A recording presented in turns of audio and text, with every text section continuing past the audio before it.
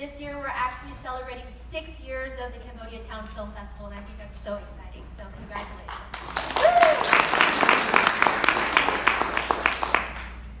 Now, when I was asked to give the opening speech this year, I was really scared. Can I just say a few words and then run off stage? I thought, this isn't a role where I can just disappear into a character. I actually have to speak from my own heart, from my own voice, and my own truth. And that's something that I've always struggled with, my own story. See, story through art is so important. And in this case, at CTFF, story is film. When we see ourselves represented on the screen, we come alive. We feel important, we feel less alone, and you might even see a glimpse of equality on the horizon. And that's the power that comes with representation. And that's why festivals like CTFF are so important. So today, I'd like to take a few minutes to talk about why it is so hard for me to tell my own story, and why I think it's important that I bring attention to it here. Growing up, an image of Angkor Wat hung above the couch in my family's living room. It was basically part of the family, but it also represented how little I knew about my parents' history. See, I never dared to ask any questions about my parents' past, because being silent was a rule in our household. I'd even be reprimanded for speaking my mind in any way. But I can't blame my parents, though, because silence is what the war taught them. They learned early on that the silent ones were the ones who survived. More recently, I asked my dad if there were any other reasons why he didn't talk about his past. And he told me because his story wasn't important, that others experienced much worse during the genocide, and that he survived and he wasn't tortured. So not only did my dad believe in staying silent, but he felt like, and still feels like, his story has no merit. And the thing is, I've also felt the same way my whole life. Now, some of you might relate and some of you might not, but what I'm talking about is a symptom of intergenerational trauma. See, when the war displaced our families, it took away their homes, their loved ones, but also identity, tradition, culture, and language. And that's really traumatic. And that trauma, it gets passed down through generations until someone chooses to face it, to feel it, to deal with it, and to change it. So for me, it's time to shed that silence. I've since realized that my parents' story has merit, that my story has merit, that all of our stories have merit.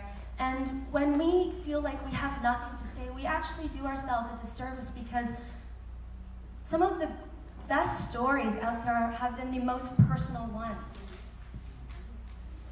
Now when I think back to that image of Angkor Wat above my parents' couch, I realized that it came to represent, oh, it's okay. It's okay to cry. I realized that that image of Angkor Wat came to represent the silence and the trauma surrounding a majestic and deeply rich history. See, Cambodian stories have always been rich. We just haven't been taught or encouraged enough to tell them. Our stories are as majestic as Angkor Wat, and that's why we're all here, to explore that. And that's why this festival is so important. Now the thing is, I still have a hard time telling my own story. Like I cried writing this speech because my identity is complex and it's still very confusing for me. I grew up speaking Teochew, which is a Chinese dialect. And that always confused me, because how can I be Chinese if my parents are Cambodian? What am I? Like, even my parents didn't know. You are Cambodian! We are Cambodian! Okay. My dad tried to explain one time. Okay, so then why do we speak Teochew? Yeah, okay, fine, you Chinese then. What the hell? My family and I have been hugely shaped by what happened in Cambodia, that to neglect saying Cambodian feels like I'm neglecting a big part of my identity. So, one time at school, a kid asked me, "Hey, where are your parents from?" I said, "Oh yeah, they're refugees from Cambodia." And he said, "Ew, oh, that's dirty. Your parents are refugees? I thought you were Chinese and your parents were immigrants like mine." Yeah, I mean, we're Chinese too, and my parents are immigrants." And he said, "You know there's a difference, right? Immigrants are smart, they have money, and they contribute to the world. Refugees are helpless, they're poor. They can't even fend for themselves, and that's why they show up here." I thought about that. Well, my parents weren't helpless, and they weren't dirty. They must be immigrants. At that moment, I consciously choose to use the words Chinese and immigrant instead. I chose those words because I grew up not really understanding my own history, and I always felt less than. And it wasn't just that kid at school, but it was also all the ways in which refugees were reflected in the world. But today, now, I know that refugees are some of the bravest humans on earth. They defy death, the loss of loved ones, torture, the unknown. They are survivors, and they are our parents, our grandparents, our aunts, and our uncles. And in this room, I know that I'm not the only one with this kind of story. We all have witnessed the greatest forms of strength in our very own homes. Because from loss, our parents rebuilt, moved forward, and believed in better days. And we need to celebrate this tenacity because these are our stories. And when we neglect them, we neglect ourselves. So today, I consciously choose to say that my parents are Cambodian and Chinese and refugees. And I used to hate this complexity because I craved so badly to just identify as one thing. But what I've realized and learned is that it is up to me to identify with what makes me feel most whole. And that's the case for everyone. Because the truth is, this rich complexity is what makes our stories even more interesting and relatable. And that's something that we should be proud of. In 2014, I made a short film called The Baddest Part, and it was the first step for me to put some of my own life on screen, so it felt like a big deal. And in it, my character speaks the adieu with her father.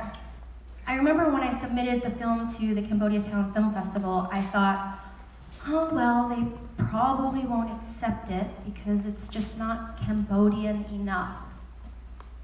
CTFF accepted the film, and the community welcomed me with open arms and hearts, and I saw that by opening myself up to tell my own honest story, that it resonated with others and not just me.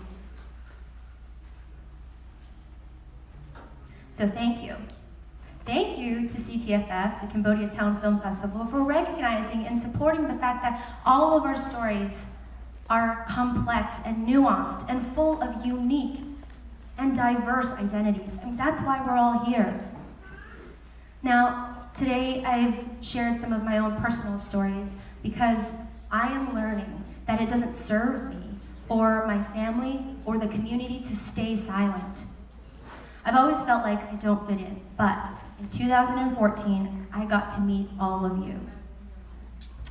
And for the first time, I looked around and I thought, wow, I fit in here. I used to think that I carried my past as a weight, but I've come to realize that I carry my past as a gift, and I'm always reminded about that here at this festival. And this gift has turned into art and storytelling and filmmaking And the thing is, you don't have to want to make movies or tell stories, and you don't even have to be Cambodian, because this is for everyone. I urge you to validate your own story, the story that is about you, the story inside of you, and the story that is just for you, because it will free you and you will fly.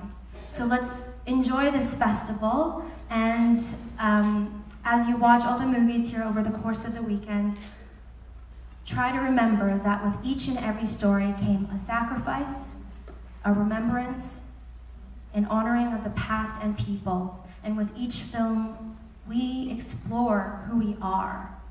We break our silence, and we become free. Okun, Yeju, thank you so much.